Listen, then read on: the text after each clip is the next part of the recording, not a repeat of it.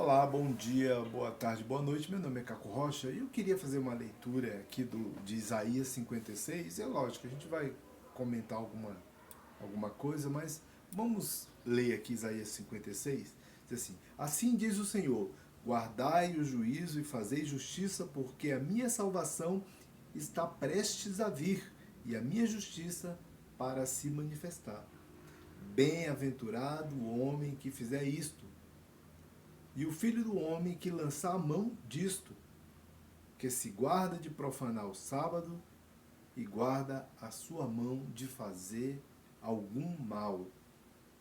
E não fale o filho do estrangeiro, que se houver unido ao Senhor, dizendo, aí quem diria isso, né, seria o estrangeiro. Certamente o Senhor me separará do seu povo, nem tampouco diga o eunuco, eis que sou uma árvore seca. Então, ou seja, para que essas pessoas não digam coisas, não se antecipem a dizer coisas ou se auto amaldiçoando, ou se auto separando, ou se auto maldizendo, né?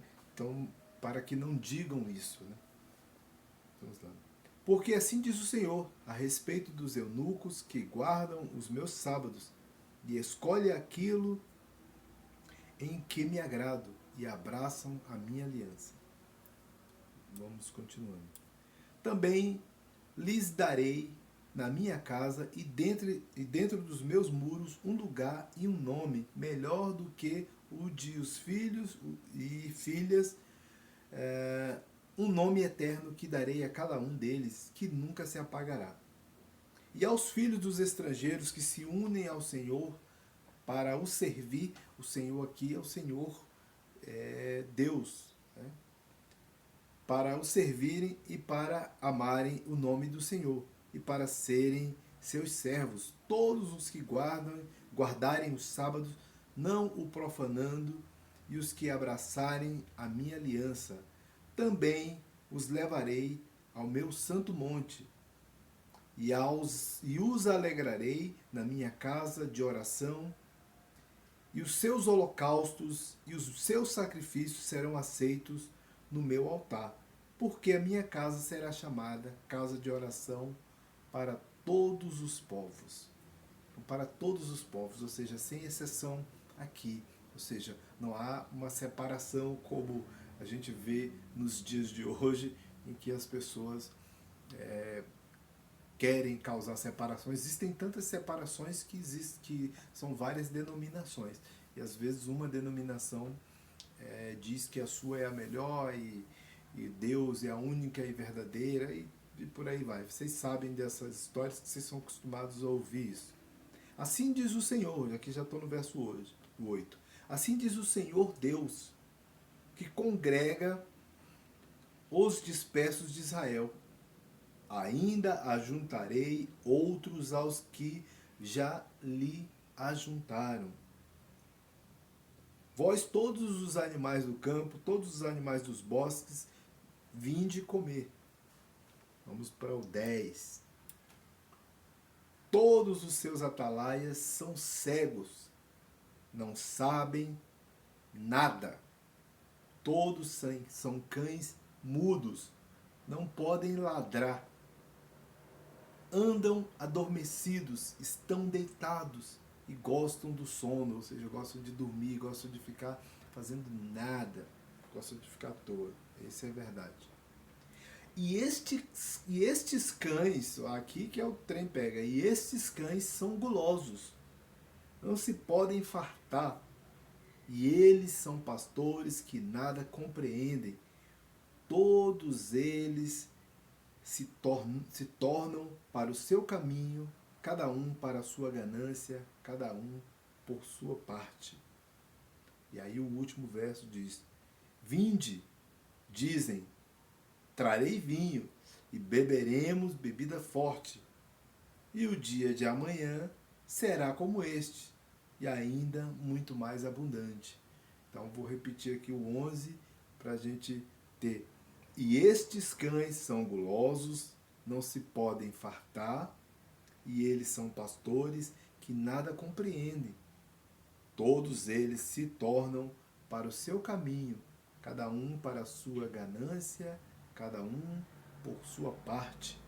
E o 12 fecha dizendo: Vinde, dizem, trarei vinho e beberemos bebida forte, e o dia seguinte, né, o dia de amanhã, será como este, e ainda muito mais abundante. É o que essas pessoas dizem, né? O que elas prometem.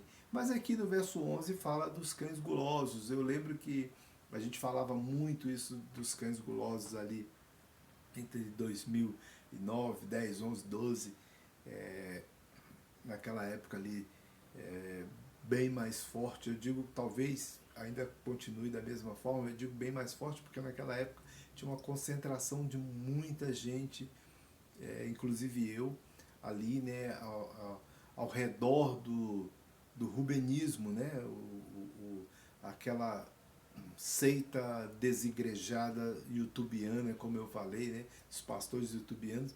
Então aquela seita desigrejada youtubiana do Rubens, né, na qual muitas pessoas pertenciam, inclusive eu, como eu disse já diversas vezes para vocês. Então nós falávamos muito dos cães gulosos, porque nós atacávamos muito fortemente, né? Eu continuo com aquela mesma pegada, eu não mudei nada, além do fato de eu ainda naquele meio não concordava plenamente com as coisas que eram ditas e com as invencionices diárias, e eu basicamente não concordava. Então naquela época eu acho que o nosso antes disso, né, naquela época, bem mais no início, o nosso concorrente mais forte, vamos dizer assim, não concorrente, né, vamos dizer, o nosso opositor mais forte era Rivanildo, né, ali em primeiro lugar, porque ele era bem mais veemente nessa coisa, ele ainda estava no sistema religioso, como a gente chamava, ou como ainda chamamos, né, no sistema religioso ali, era um pastor, e o Duda, Eduardo Doze Duda, que realmente ele não concordava nada com o rubenismo e com a razão que ele tinha, né? Então, Duda e Rivanildo, assim, é lógico que existiam outras pessoas, eram pessoas bem mais centradas do que o restante de nós com relação a essas coisas, né? Então, havia um fanatismo muito grande por parte dos seguidores rubenitas, né? Nós tínhamos cada um seguindo. Olha, o que aconteceu aqui rapidinho, o que aconteceu ali nos desigrejados daquele período é a mesma coisa que acontece nas igrejas, cada um seguindo o seu caminho depois de um certo tempo, né? É o que acontece com os templos e o que acontece com as denominações. Por isso nós temos várias. Então, o Edson Romualdo foi para um canto, emplacou essa onda de Arusha, que eu já disse aqui também, que eu ajudei a propagar, que não tem nada, não tem, você não encontra um documento que afirme que exista, por exemplo, Yahusha. Não existe um documento sequer, um documentinho simples que possa dizer que exista Yahusha ou coisa parecida, né? Mas nós emplacamos isso e, lamentavelmente, pessoas, vamos dizer assim, sinceras, também embarcaram nessa jornada desenfreada. Então, foram anos de muita sandice. Então, nós realmente, de fato, corríamos muito, pegávamos muito forte no pé dessa rapaziada, principalmente nos pastores. Isso incomodou uma época, incomodou a tal ponto que o Silas Malafaia começou a dizer que processaria todos aqueles que pelo menos tocassem no seu nome, né? Então, é uma forma de intimidar. Isso é usar a justiça ou o assédio jurídico. Mas isso não teve efeito nenhum, né? As pessoas continuaram falando, nós continuamos a falar, continuamos a insistir ali naquelas coisas, mostrando alguns erros. Então eram várias pessoas que estavam ali, né? Como eu disse, tinha o irmão Daci, eu, Daniel Januzzi, Fernando, que foi o cara que trouxe esta coisa mais próxima de nós, a questão do Yahushua, mas eu já disse diversas vezes em vários vídeos que era uma pessoa sincera e que, assim como nós abraçamos o trabalho que ele fez, o estudo que ele fez, então nós éramos um monte de fanáticos propagando uma inverdade, né? Mesmo, como eu já disse diversas vezes, mesmo eu tendo estudado teologia, já ser formado, que eu me formei em 95, tendo uma carga bem mais, vamos dizer assim, academicamente mais poderosa do que algumas pessoas, eu mesmo assim não fiz o meu dever de casa, que era o quê? Investigar, né? Era o que eu tinha que ter feito. Mas tudo bem. Então, você pode perguntar, mas quem são os cães gulosos? Que nós atribuíamos muito naquela época, que a Bíblia deixa bem claro aqui, que essas pessoas são cães gulosos, que não se fartam, que não param, e esses cães gulosos são nada mais, nada menos do que os líderes religiosos daquela época, quanto os líderes religiosos da agora, que não se fartam de pedir dinheiro para as pessoas, eles não se fartam mesmo, né? Pedem mais. Tem um vídeo aí em que um pastor de uma certa congregação aí pede dinheiro e diz que Deus estava pedindo mais, né? Então, ou seja, Deus estava pedindo mais.